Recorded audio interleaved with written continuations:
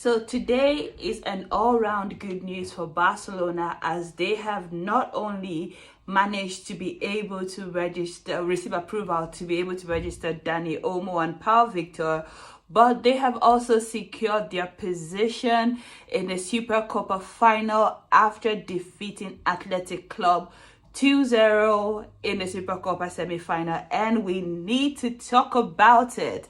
Hi guys, welcome back to the channel.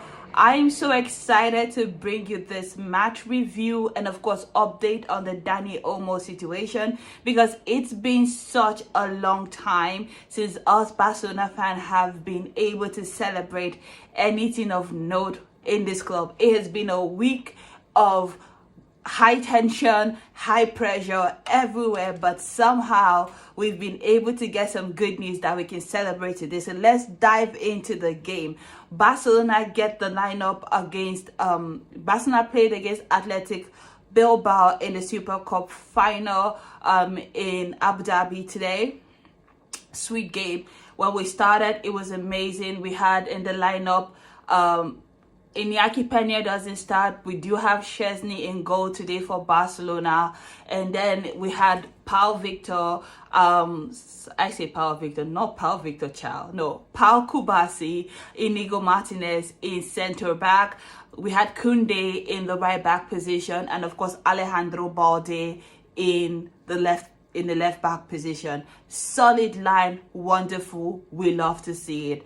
And then we in the midfield we had, of course, what's his name, Pedri and Marc Casado, who again put in another stellar performance for Barcelona in this game. And then up front we had Lewandowski, we had Rafinha, and we had star boy Lamine Yamal coming into this game after being injured for the last 3 weeks. And when I tell you, if he was ever going to be injured, this was the best time for him to be injured, because his injury came in the holiday and it was of no consequence to Barcelona. So he was able to play around 60 minutes of this game, and immediately this game started, you could tell that we've missed Lamine Yamal. He was electric. His combinations with Rafinha was just magical. The way they both understand each other, the way they feed off of each other, the way they combine, it started out good. You could tell also that the Barcelona players were hungry for this win, and we love to see it. There's been a lot of chit-chat in the media of late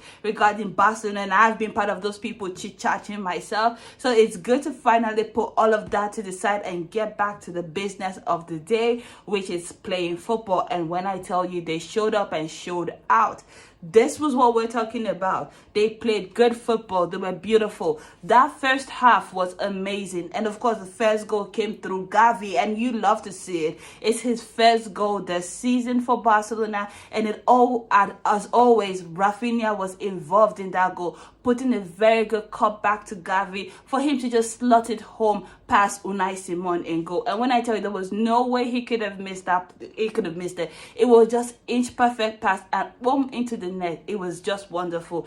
And that was when everything started to click for Barcelona. The only downside to this game, I would say, in that first half was how Rafinha missed a couple of chances. And indeed, in the whole game at the end, man should have left this match with at least 3 goals in the bag, but no, he actually did not score. He did miss a lot of chances. So we would want to see those kind of things cleaned up. We want to see Rafinha back to his absolute best, firing on all cylinders, for Barcelona this season, which is what he was doing earlier. But honestly, this was a good performance, even without the goals. The intensity, the pressing, I knew they needed rest. They were so tired in December, so the holiday did them a lot of good. And when they came back this time around, they looked good. Of course, like I mentioned earlier before in my pre-game videos, Athletic Bilbao are no chumps. They are actually a very good team. They currently sit fourth in La Liga, 2 points behind Barcelona, and are second in the Europa Cup. So they've quietly been notching up wins of their own. They are in stellar form. And not just that, this is a cup competition, and for some reason Athletic Bilbao have owned Barcelona in the cup competitions of late. But when I tell you that they responded, especially in that latter half of the first half, they responded. And well, it had to be some very timely interventions by Barcelona's defense, by Barcelona's team, that prevented Iñaki Williams from scoring at the death in the first half. And let me tell you, one of the things I love about this Barcelona team especially is how they are all playing for each other. There was one intervention where Robert Lewandowski had to track all the way back to get the ball and prevent a very good attack from manifesting for Athletic Bilbao.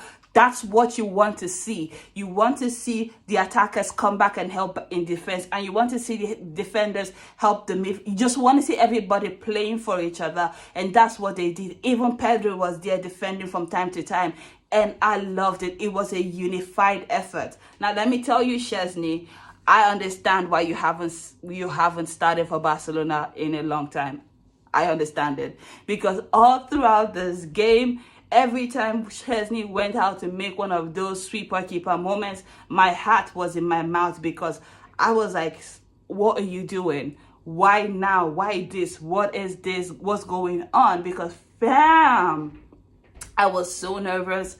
There were some opportunities, and to be fair to Chesney, he just wasn't the only one. Even Unai Simon had many of those heart and mouth moments, but fam, I understand why Iñaki Peña is ahead of you. But let's just be for real. He did step up when he needed to step up. He did make some good catches. He did make some good saves as well. So, but it's just those situations where he needed to do those sweeper keeper moments. We were just so nervous all throughout. But Barcelona come away with the game after securing 2 goals in this game. The second goal comes through Lamine Yamal. Again, wonderfully well worked. It all comes down to that press, that high press. Barcelona being able to win the ball in good positions. And I love it. Exactly. I love it, because it's not just about you trying to enter into our 18. It's about us stopping your attack from manifesting in the midfield. Inigo Martinez does a very good, tackle to win the ball in a very good area, and 1-2 passes. Lamine Yamal is clear on goal, steadies himself very well, patient. The maturity he showed in that moment to not rush the shot, chef kiss. And to take it past Unai Simon, who was a big guy in goal, and slot it home for Barcelona's second. Love it. And that's why he's our star boy. That's what we love to see. I just wanted to highlight this player, because the hype is not all overrated. He is him, and he's wonderful. But finally, another thing that I wanted to mention, of course, there will be that conversation of, Barcelona, the goal that were ruled out for Athletic Bilbao. Frenkie de Jong, was in a very nervous situation, loses the ball. Iñaki Williams slots the ball home, and of course that ball is ruled offside because it just manages to touch the boot of the Athletic Bilbao player just before it goes into the net, before it goes on to Iñaki Williams. So it was kind of ruled offside. So you do hate to see it for Athletic Bilbao in that moment, because it was really a well-deserved goal. They had worked hard. They had put in the performance themselves, even though Barcelona were better on the day, but they were also putting in the performance on their own. So to see that goal kind of ruled out, even though it was correct, but it's still kind of heartbreaking if you're an Athletic Bilbao fan. And if I'm being honest, I'm looking at Frenkie de Jong and thinking, man, you're so lucky that was ruled out, because the kind of dragging the fans would have dragged you today, we would have not been able to see the end of it. Why? Because you just, come on, how can you make such a deadly mistake at the back, and you're the captain, for fuck's sakes? Anyway, thankfully it was offside, and Barcelona were able to hold on for the win. All of this to say, Barcelona now has to wait on to see what the outcome of the game between Real Madrid and Mallorca is going to be, and to know who their opponent in Sunday's final in the Supercup is going to be.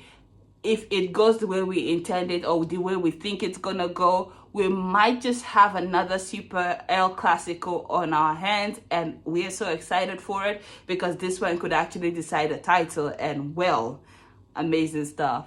But exciting news if you're a Barcelona fan on the Dani Olmo front. Just before the kickoff of this game, Barcelona finally received the approval to be able to register Dani Olmo and Pau Víctor. Now, just in case you've been living under the rock and haven't been caught up on this whole Sigi Saga situation, Barcelona bought Dani Olmo and Pau Víctor in the summer. They were able to provisionally register them for the first half of the La Liga season because, of course, Christensen was injured, and so his wage bill was available, his wage bill cap space was available, and they allowed them to register Pau Víctor and Dani Olmo.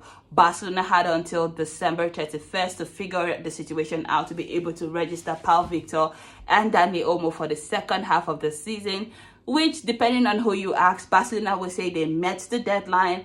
La Liga said they wanted to see proof of payment in the bank, in that Barcelona had signed a deal to sell some of their VIP seats in the Spotify Camp Nou Stadium for a designated amount of money, which of course brought them back to the 1v1 rule. But, you know, La Liga felt they needed to see proof that, you know, the money was in the bank and not just signed contracts. But this dragged on for a minute. You know, Barcelona felt that there was still some hope that they could register Pau Víctor and Dani Olmo. La Liga felt the case was already closed. They missed the deadline. They didn't give approval on 31st, so that is done. Barcelona went to RAF, and RAF said, listen, we're not going to do anything that the La Liga did not approve. And of course, we started to hear talks about, you know, other Spanish clubs in the wings waiting to see how this was going to pan out, because they were ready to take action if Barcelona were given the approval to register Dani Olmo and Pau Víctor. So of course the La Liga and the RAF said, you know what, keep us out of the group chat, or at least this is what we saw in the media. And so Barcelona legitimately had to go to the court route and to the Spanish government, and finally today we're hearing that Barcelona finally were able to receive the approval to be able to register Dani Olmo. At least the Spanish government had to step in, and now they have the approval to register Dani Olmo and Pau Víctor, which means that now that Barcelona has qualified for the Supercup final, Dani Olmo is going to be available to play that final, and it is just going to be an even bigger sporting event because of all the whole drama that has unfolded, that has followed Barcelona throughout this week. So all in all around good news for Barcelona. If you're a Barcelona fan today, you must be excited, you must be ecstatic. Not only did you win your semi-final game, but of course you're able to now register your high money player and, you know, Pau Víctor as well. So congratulations to Barcelona. Well, what a week it has been on all front, on the boardrooms and everything. What a week, and very exciting news on the fact that we're now able to see the big money signing play. It was so nervy.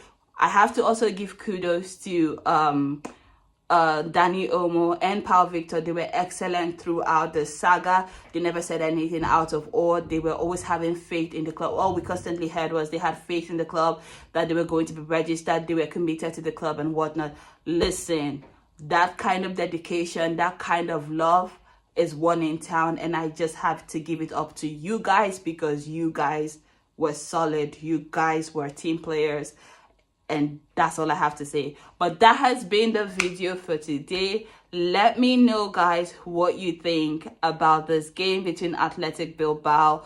Who was your best player? For me, it was between Rafinha and Pedri. But who was your best player? What was the highlight moments for you? Are you excited that Barcelona has finally been able to register Dani Olmo and Pau Víctor? Let me know if you're a Barca fan, how you're feeling. But until next time, bye, guys.